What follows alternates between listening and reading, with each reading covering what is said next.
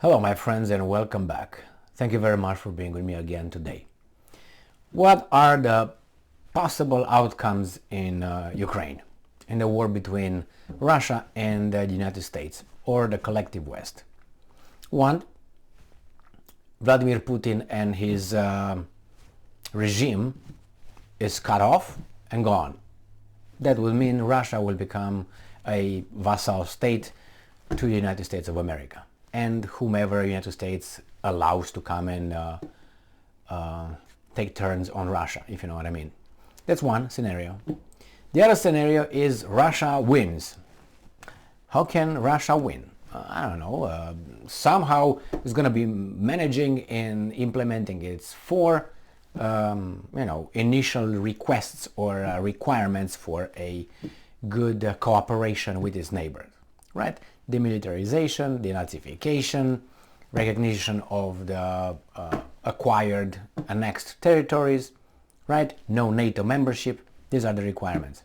Now, I don't know how that could be implemented, but I don't think that's going to happen unless the West simply drops Ukraine war and say, you know what, whatever you want, and that's not going to happen. I think the third option that I see is a model of North-South Korea. But that's what only the collective West sees as an option. That's how the collective West would see a loss, I'm sorry. So only like that. Russia will never agree with that status quo. Will never agree to them being the North Korea and Ukraine being South Korea with all the Americans and everybody else pumping whatever rockets. That's not going to be happening. Why? Because of the number two option, which is the demilitarization, and that's not going to happen.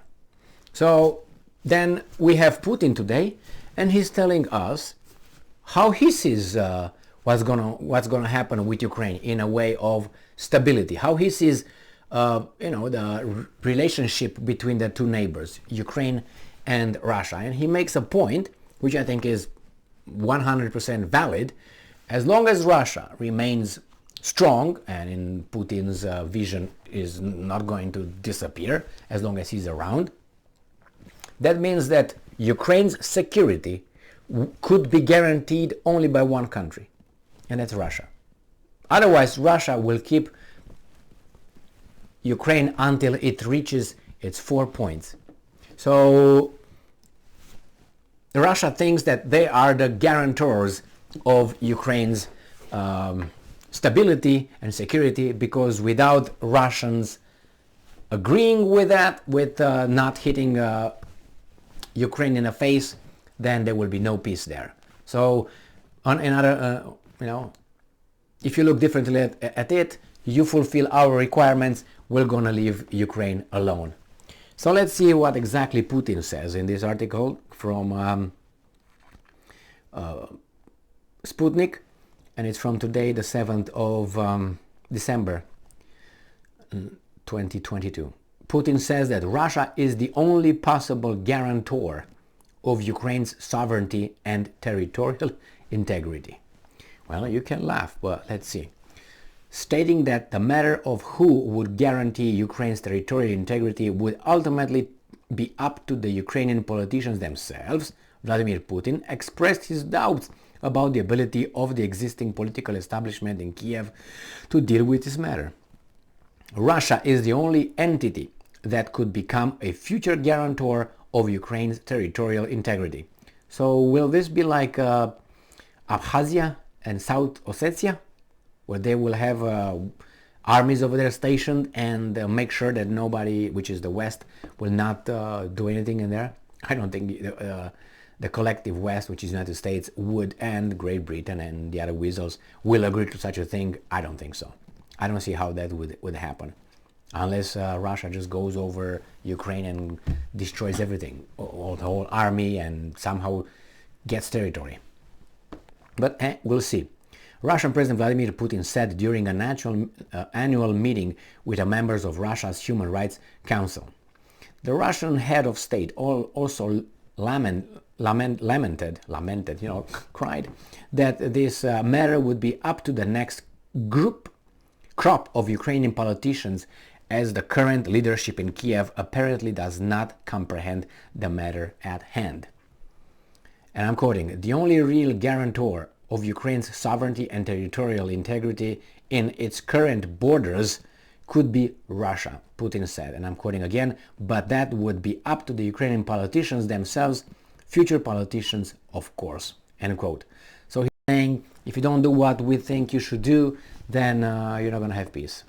And you got to do what we tell you, because we are stronger.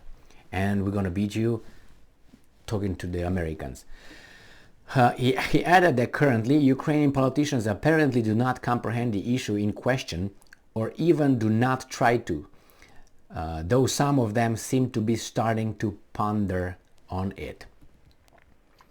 Vladimir Putin also pointed out how in 2014, shortly before the coup in Ukraine, the Polish, French and German foreign ministers signed an agreement between the Ukrainian government and the Ukrainian opposition at that time. The opposition. Yet, despite the fact that these foreign ministers signed the documents, did you hear over there, did you hear me saying Great Britain and United States? No, that has no validity. Why? Because they're the guys in charge, not these guys here. Yet, despite the fact that these foreign ministers signed the document as guarantors of the peaceful solution of a rather volatile situation that formed in Ukraine, they quickly forgot about that role of theirs after the coup had taken place, and did nothing to try to resolve the ensuing crisis peacefully, the Russian president remarked. And I'm quoting, "When I remind my colleagues about all this during phone conversations as well, they remain silent," Putin said. So what he's saying, remember the opposition, the ones that were trying to take over in that kind of manner that eventually they did, had a little, understanding with Polish, French, German, whatever foreign ministers, and said, well, we're going to work out, we're going to do this. Immediately as the coup ensured, with the help of none of those countries, as far as I know, the United States was the ones that were kind of over there, right? These guys forgot about the understanding immediately. You say, yeah, we recognize you. But they agreed to solve the issue, or whatever it was, peacefully. Once it was a done deal, oh, we're okay with that. They took power. Okay, good, right?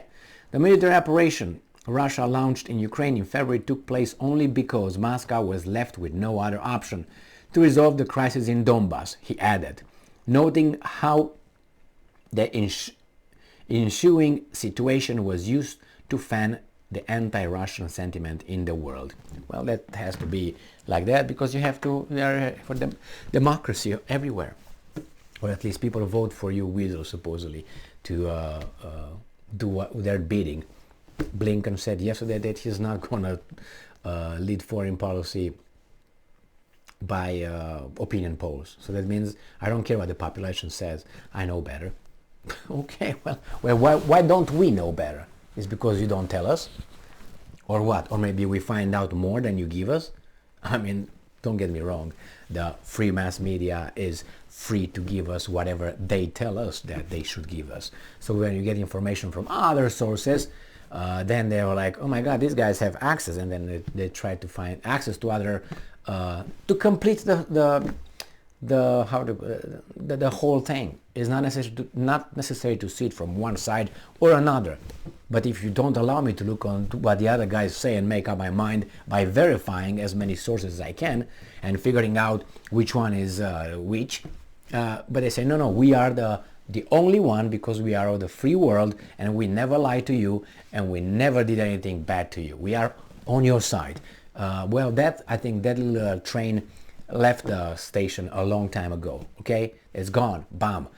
So there are some people who still watch CNN and other. I can't believe that, but anyway, that's beyond me. But I know there are kind of, I know some very old people who watch CNN and thinking, well, maybe CNN was okay, I don't know how many thousands of years back, but what CNN is right now, and the problem is, can't you figure it out? I mean, just I'm not going to go into that. Anyway, so here we have Putin who says without Russia there will not be security guarantees for Ukraine. And I remember a guy who said one time, I don't understand why Romania doesn't try to be friends with, or not friends, but have a normal, or you know, how should I put it? Not good, not bad, neutral position with Russia. Why so much hatred? That was, I don't know, 10 years ago, 15 years ago. Why shouldn't just, he said, doesn't make sense.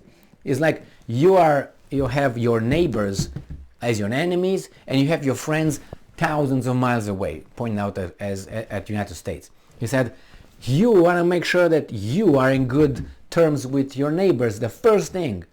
Do you think that guy is going to show up, and why not have with these guys a good relationship? I said, at least, if not good, but neutral. And I think that's right. And the same with Ukraine. Why Ukraine has to, how should I put it, pick a side. Couldn't have just been over there and do his own thing. It was doing until 2014, and 2014 it had to pick a side. Why? Because some people did something. So was there any problems of, oh, we're going to take your country, we're going to do this before 2014 in Ukraine, before the coup d'etat? Was there anything? I don't remember being anything like, oh, we're going to separate, we don't like you.